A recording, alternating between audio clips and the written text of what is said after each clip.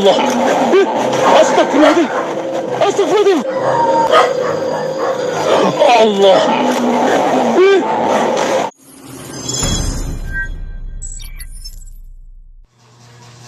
Hi guys, magandang gabi. Samuel sa Donder po on your screen. Yan guys, may bago tayong re-react ngayon. Yun na si Andy the Explorer guys. Ayun, napakagandang content guys. So, ngayon guys, no, pag-subscribe na lang po sa channel ng Deep Dark Paranormal. Nandyan po sa baba ng description yung link guys. Please guys, pag-subscribe na lang po sa aming munting channel. So, ayun guys, no, titirahin natin tong video nito. Ang title na ito guys is actual video ng tiyanak na aswang pinaka nakakatakot. Ayun guys. So tara, let's go. Video.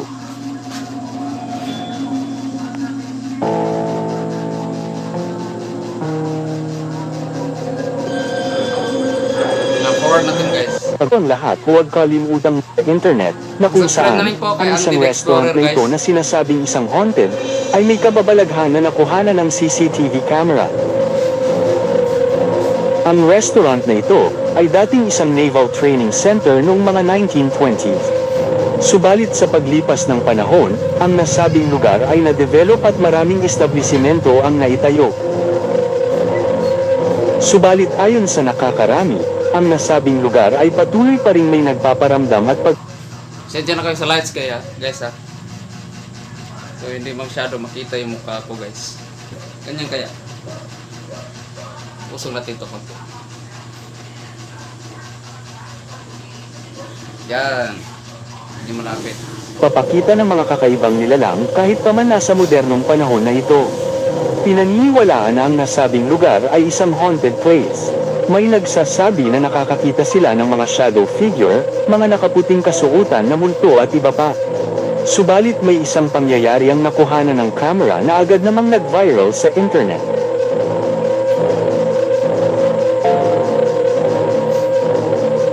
CCTV guys. Makikita sa CCTV footage ang pagtakbo at pagsulpot ng isang white figure mula sa loob ng restaurant na ito. Ay, huwag lang nag-teleport guys. Yan o.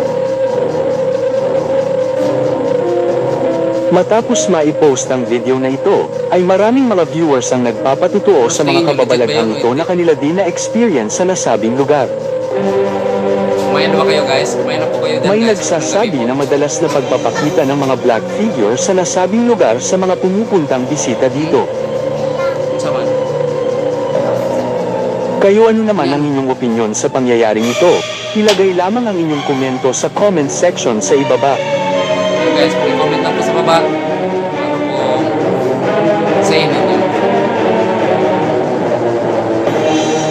Ang video namang ito na nagmula sa YouTube channel na King Crent Son, na kung saan, sinasabing ang kanilang tahanan ay isang haunted house, at sinasabi din na may mga hindi nakikitang nilalang ang namamahay at bumagala sa kanilang tahanan. Sinasabi din na ang kanilang anak na lalaki ang madalas pagpakitaan nito, na animo'y sinusubaybayan ang kanilang anak. Panuorin ninyo kung ano ang makukuhanan ng kanilang CCTV camera.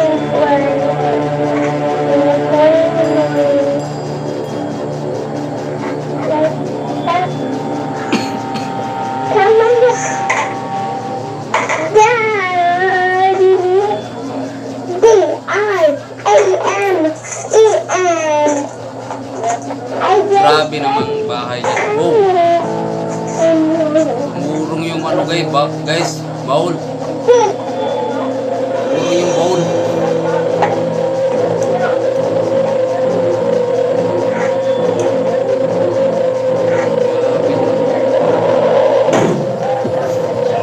Ito ba't may kamera?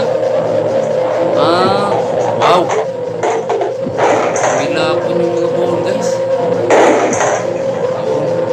Yung tawag dyan guys, sa mga hindi nakakalam, ang tawag po dyan is poltergeist po.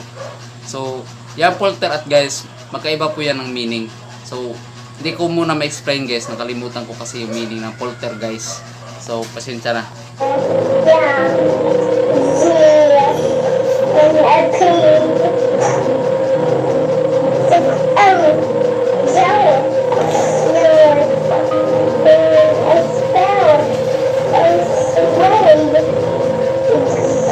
Ito talaga yung pinakaayaw ko eh, yung ilaw ng tahanan is ganito. Parang medyo dark po siya. So, parang may something talaga sa bahay na ganyan. May mga namamahay.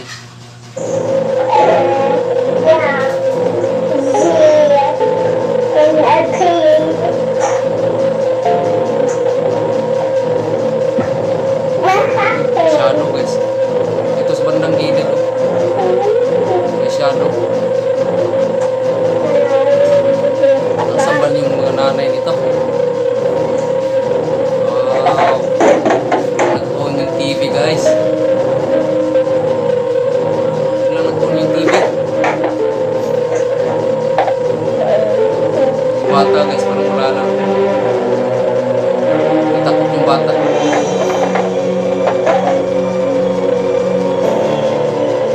Siyempre ba yung bata kanina?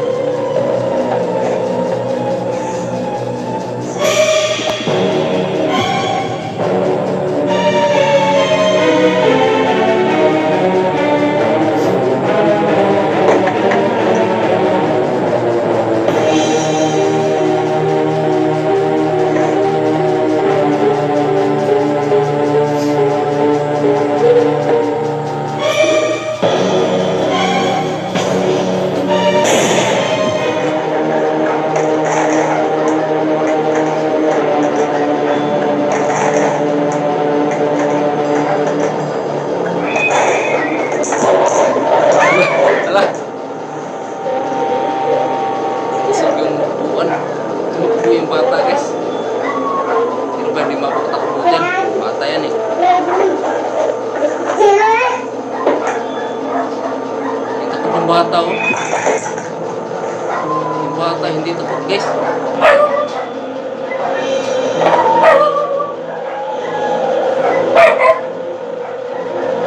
Ingay yung aso. Or natin guys, napakataas ang clip nito guys. Labog pagkatapos ay nakbang pinaglalaroan ako ang pagsabi ng bata na what happened. Sa video clips namang ito, makikita ang bigla na lamang pagbukas ng TV nang wala namang bumubuhay dito. Maya-maya pa ay bigla namang nahulog ang Ouija board buhat sa ibabaw ng TV na ito. Ouija board Nang pala yan. kinuha at hinawakan naman ng batang ito ang nasabing Ouija board ay makikita ang paglipad ng mga orbs mula sa itaas na bahagi ng TV na ito. Maya-maya pa ay bigla na namang nakarinig ng malakas na kalabog ang batang ito dahilan upang mapatayo at bumalik sa upuan dala ng kanyang matinding takot. Habang naglalaro naman uli ito sa harap ng ref, ay bigla na lamang gumalaw ang isang upuan sa table ng kusa. Subalit nang bumalik ito upang kunin ang sword na laruan na kanyang naiwan, ay bigla na lamang gumalaw ito at nag-slide ng mabilis papunta sa may ref. Ang panghuling video clips namang ito, habang pinaglalaroan nito ang Ouija board, pagkatapos ay humarap ito sa salamin, maya-maya pa ay bigla na lamang umiilaw ang mga mata nito sa reflection ng salamin. Ang mas nakakatakot pa dito ay makikita na hindi sumunod sa galaw ng bata ang reflection nito sa salamin. Subalit sa kanyang pag-alis ay makikita naman ang kusang paggalaw ng Ouija board. Kayo ano naman ang masasabi nyo sa pangyayaring ito? Ilagay lamang ang inyong opinion sa comment section sa ibaba. I-comment na po guys, ano sa inyo dyan?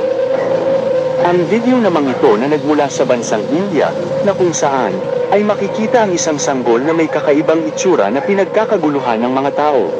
Ito guys, may nakita na ako dito sa balita eh. Nung bata pa lang ako dyan eh. Teenager pa lang ako dyan. May nakita ko sa balita na ganito guys. Pero hindi, kalaunan din eh, namatay din po yung bata. Yung nakita ko po sa balita is, yung pagkakaalala ko is, parang may mga slice yung mukha niya guys.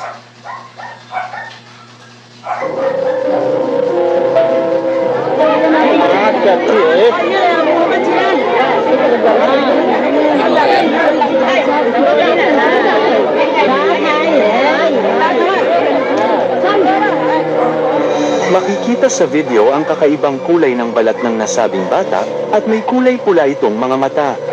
Mapapansin din na may mga ngipin na ito. Dahil sa kalunos-lunos na itsura ng bata na ito, ay maraming tao ang naghaka-haka hinggil sa kung ano ang naging sanhi kung bakit nagkaganito ang itsura ng batang ito. Sakit yan. Sakit yan. Parang premature na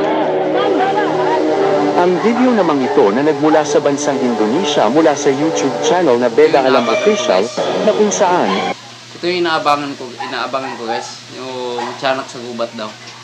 Tingnan nyo. habang nag-e-explore ang lalaking ito sa isang madilim na kagubatang ito, ay bigla na lamang may mangyayaring kababalaghan at may makikita itong isang nakakatakot na nilalang.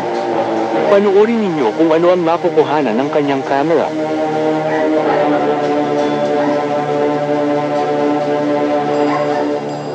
I like this video guys. Exploration. Under the forest guys. Ano yan? Yung guys oh. Yan. May babae guys. Yan yung may babae.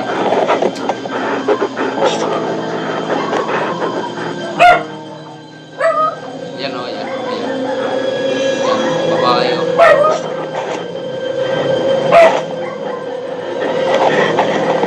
Yan talaga gusto makita sa kabata. Ay.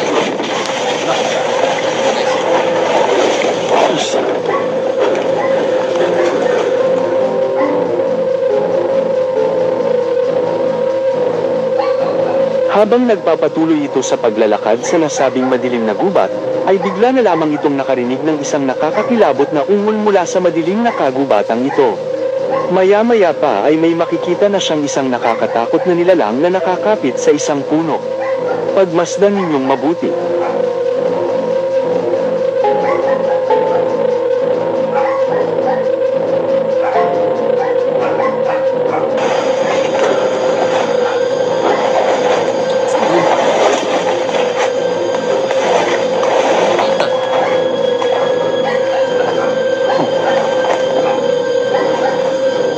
Allah! Astagfirullahaladzim! Astagfirullahaladzim! Guys, wait lang guys. Wait lang. Allah! Astagfirullahaladzim! Astagfirullahaladzim! Guys, Allah! Astagfirullahaladzim! takot po talaga ako guys. Makikita sa video ang isang Nagulat ako sa simula dyan. Eh. Yan o. Grabe yung mukha niyan guys. nakakatakot na nilalang na nakakapit sa punong ito.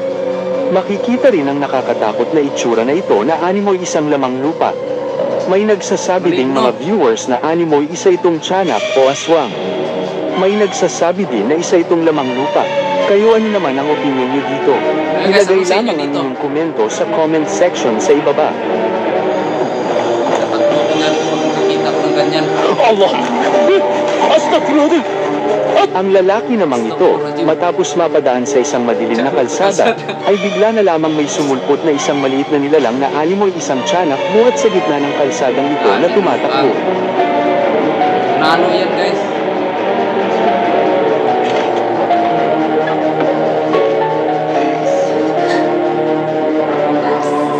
Nano yan guys, nano. Makikita sa video na may nakakatakot na itsura ito.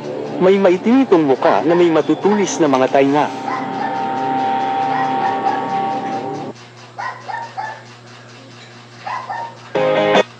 Ayun guys no, so doon talaga ako na-amaze guys sa pangalawang video na sa second to the last na video guys, doon ako na-amaze talaga. Grabe. Hindi ko masabing scripted yon or ano yon. Basta para sa akin, very nice video yun. Grabe, nakakatakot yun guys. So, ayun guys, no, hanggang dyan na lang po tayo. At may re-react ulit tayo mamayang gabi guys. Sa dito ulit na channel kay Andy the Explorer. So, abangan nyo po kung anong re-react natin mamayang gabi. So, kita-kits mamaya guys. Goodbye. Peace out.